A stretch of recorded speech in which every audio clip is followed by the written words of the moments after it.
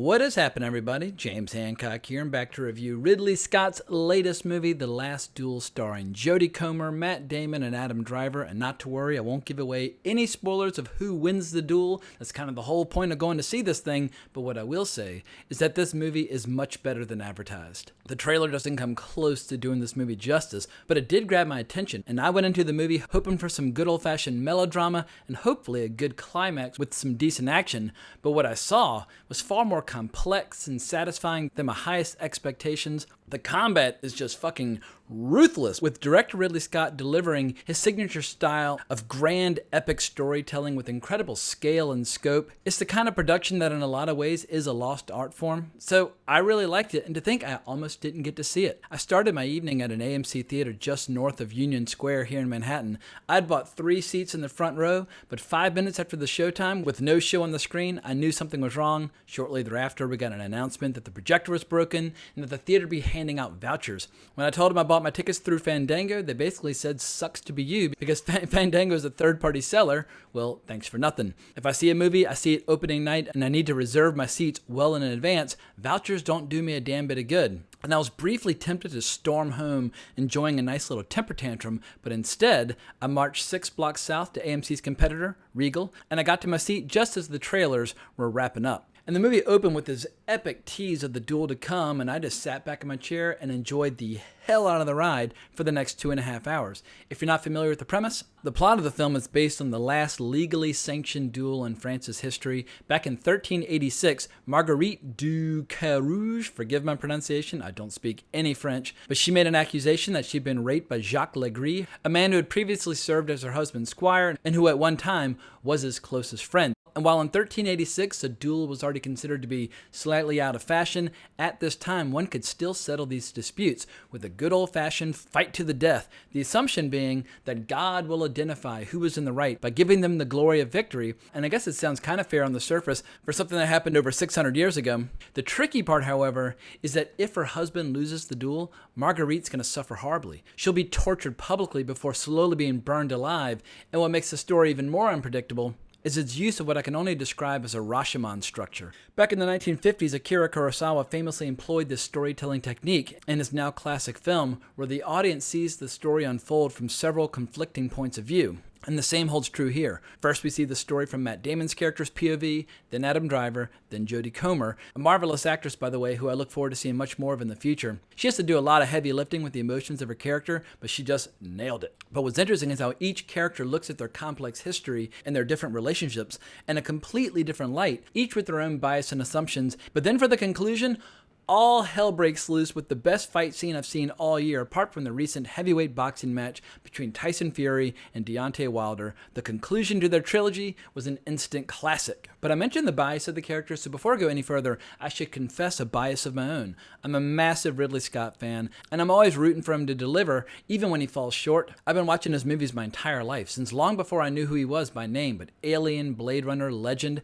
As a sci-fi and fantasy fan as a little kid, he was definitely pushing all the right buttons for me. And then summer 2000, I had the honor of watching him work up close when I was hired as an assistant to producer Branko Lustig on the film Hannibal. And I can now claim that I have the rare and distinct honor of having once bored Ridley Scott to sleep when I was asked to drive him to the airport. And I was right in the middle of showering him with all kinds of elaborate praise for Blade Runner when suddenly I heard this really deep snore from the great director. At any rate, he's going to be turning 84 years old in November, and I'm blown away by the fact that he's able to stay in the game at this level, making what I think is a strong contender for one of his best movies he's made in the 21st century. And I've got a giant sentimental weakness for these old-timers directors like Paul Verhoeven, Clint Eastwood, and Ridley Scott. It puts a huge smile on my face watching them all still cranking out movies in their 80s and 90s. They have absolutely nothing left to prove at this point, but obviously they still love using the art of movies to tell stories. And what's crazy is how, if you're a fan of Ridley Scott, you're only going to have to wait a few more weeks for his next movie, House of Gucci, which opens in November, and I think it looks pretty wild. The filming and the release date of The Last Duel both got interrupted by the pandemic, meaning that if fans wish to, Ridley Scott's admirers are going to have the opportunity to see a Ridley Scott double feature in the theater with 2 movies that are out in the theater at the same time. But getting back to The Last Duel, here are my various likes and dislikes. At 2.5 hours, it earns its running time, but barely. I wouldn't have minded seeing the movie getting tightened up a little bit, but keep in mind, the movie has to tell 3 different versions of the same story before the bloody conclusion. and I was glued to my seat for all three versions, completely buying into their memories and impressions, even when they indirectly or directly contradict information that we've already learned.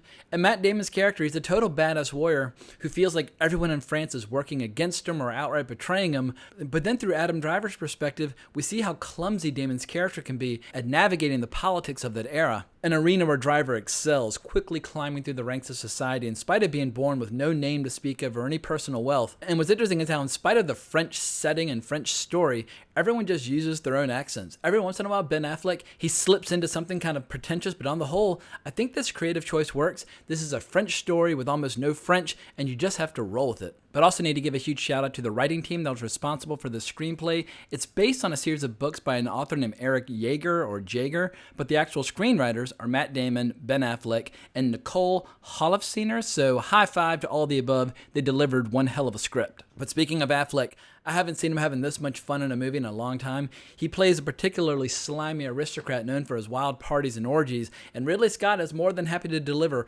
all the goods for these specific scenes when Driver is lured into Affleck's service. My favorite ingredient of the movie is watching Adam Driver in action, fully armored up, kicking all kinds of ass on the battlefield, as well as during the inevitable duel. He's just so tall and athletic, and he moves so well, he just looks like the ultimate badass. And what's incredible to me is just how many great directors he's worked with over the last 10 years. Directors like Martin Scorsese, Spike Lee, Terry Gilliam, Steven Soderbergh, Jim Jarmusch, and now Ridley Scott. And they're working together again with Driver appearing in House of Gucci.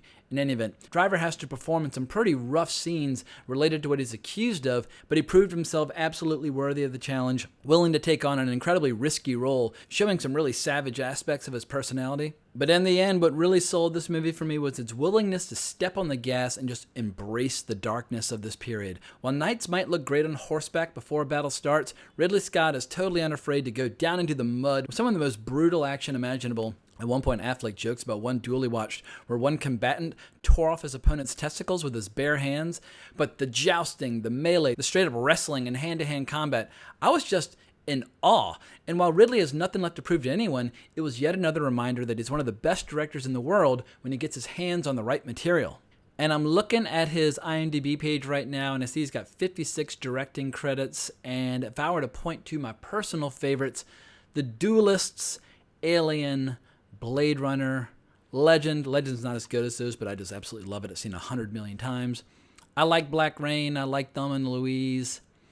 I like Gladiator. I like Hannibal just because I got a chance to work on it. I like Black Hawk Down.